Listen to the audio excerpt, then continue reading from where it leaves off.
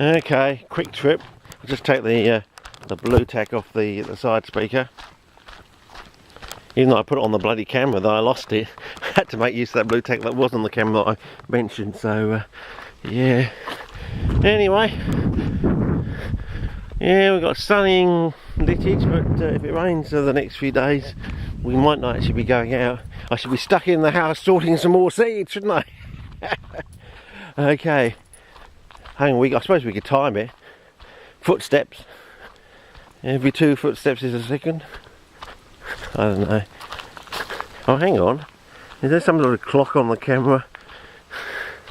Oh, I can probably tell you about that later. Okay, we started back there a certain amount of time, and yeah, they do tell you how long the clips are, so you know I can be able to work out from the start of this clip how long the clip is. And so if we start another clip at the whatever the other track is, we can time ourselves that way. Okay. But yeah, the sun's getting a bit low, so we're going to get lots of lens flowing on. As I said, sorry, I expected like a 10-minute journey. I was hoping, you know, to crack it, you know, with that first spur track trip. But no, it's rather elusive, this thing, you know. Unless it was that thing we came across before, it just just fills up with water later on in the season or something. I don't know. But no, it just didn't look like in the right location. Anyway, well, here's that pylon that you know, Donnie and I filmed apparently. Oh, I think so. Anyway, I mean, well, it's definitely, this part is definitely the first part in that footage. Where I have got other footage that actually shows you the name of the road where we came out of at the end. If I can just track that down.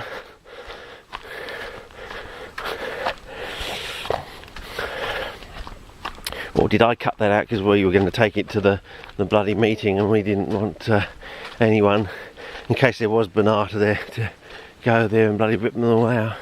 Well, we know what they're like, don't we? Can't bloody well leave well alone, you know. Can't do it the right way. Have to go and bloody rip the plants out of the ground. Oh, because they can't go there to get the harvest the seeds because they're bloody, you know, working all the time telling you to get a fucking life. Yeah. Wow.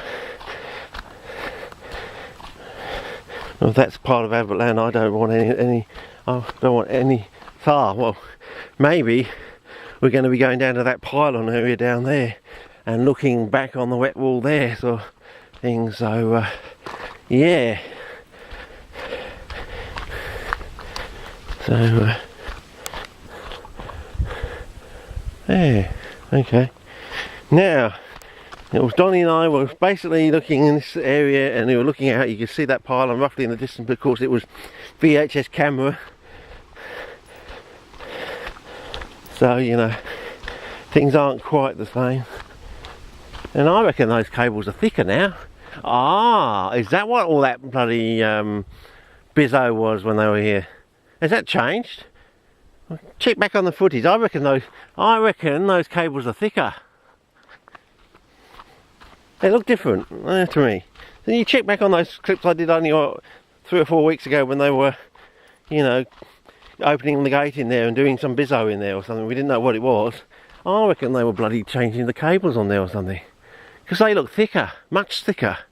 You know, like twice the size that your normal cables are. So maybe there's a new, in quotes, suburbs opening up down there, sort of thing, and you know, they're also getting ready for the new so-called broadband network, if we're ever going to get that. As I said, we've got to get shot of this government, because they ruined the whole. As I said, I said to someone on Western, you know, the guard that's on JB Hi-Fi down at Marion. I said to him, I just want to go back to Australia, and he did a double take, thinking, you're in Australia, go back to Australia, what are you talking about? And then I told him about from Abbotland. He sort of had that smirk, almost burst out laughing. So yeah.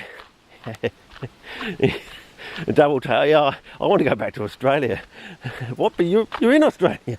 No, I'm in Abbotland. It's not quite the same. And said it's like looking at a photograph and the colours are slightly out. You know what I mean? It's not quite true. It's like It's like those a couple of those clips I took yesterday by accident, you know, because the camera went to some other setting, and all the details there, but the colours are out and it looks a bit false, you know. I reckon that's basically what I'm referring to. It's, you're in Australia, but it's not quite. It's a bit like the Stepford Wives, you know. They look the same, they feel the same, but they just smell differently. You know, something that's not captured on camera, the smell is different, sort of thing. You know, it's like that. I think Australia's starting to stink a bit, and it's not being picked up in the magazines because it's all photographic. It's not being shown on the TV because, again, it's a visual medium. But yeah, there's a stench. It's like Shakespeare. It's like there's a stench in Denmark, sort of thing. I think that's what really Shakespeare was hinting at. It was like a subtle psychological joke. There's a smell in Denmark, sort of thing, you know. Yeah, it's like that. Something you wouldn't see from a painting, you wouldn't pick up from a photograph, in a magazine, a newspaper, a book. It's the change in odour. Yeah, you know, the stench of death, sort of thing, you know, because everything's being run down, and instead of building and expanding, we're narrowing and confining and reducing, and yeah, I think that's what it is. I think, well, he did name his son after his bloody play, so he must have in his own lifetime realised that was going to be the play that he's going to be remembered by, which just shows how good he is, in a way. You know, he could already work out which was the best of his plays, and which was the one that had would get the most quotes out of it. I mean, it is the most highly quoted play, so watch out of the next year. I reckon a few more quotes out of Hamlet are going to be wending their way across the airwaves regarding Abbottland. Yeah, they're changing the colour now.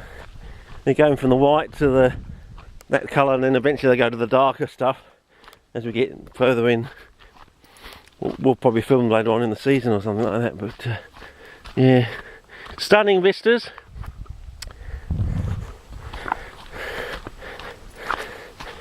And yeah, I just hope I can get enough battery life out of these. Oh shit, what did I do with the batteries? Did I leave them in the car, or did I transfer them to this pocket? Oh fuck, I thought I put them in my pocket to keep them warm. Jeez, I hope they haven't fallen out. I thought I put them in my pocket to warm them up. Yeah, yes, there they are. It's just that my wallet's in the way. Oh, a bit of a worry. You don't want to get down there and have absolutely no possibility whatsoever of being able to record anything. Not even a single photograph, you know what I mean? You can just whack them in the camera and take what, if you got. I've actually had an experience of having just one shot left in the camera, having to make use of that. So all your efforts hangs on one single shot. Yeah, just to get the proof, sort of thing, you know. But one, you were there, and yes, this is what was there, and it's worth going back, fellas. Look, I've got the photograph, sort of thing. Yeah. Sorry about that. A fly went in my mouth. I'm not being rude. You know, there's a reason to it why I'm spitting, expectorating. Yeah, I got a bloody midge in my mouth. Oh, I thought it was a special track. It's called an Etzer. Is this? Oh yeah, there is a termite mound next to it. I'm sure it had a termite. An Etzer service track. Well, it doesn't say Verburton or something like that. It sounds like bloody suburb of Melbourne or something, Verburton. Okay. Oh, we were going to start a new clip, weren't we, for timeage? Okay.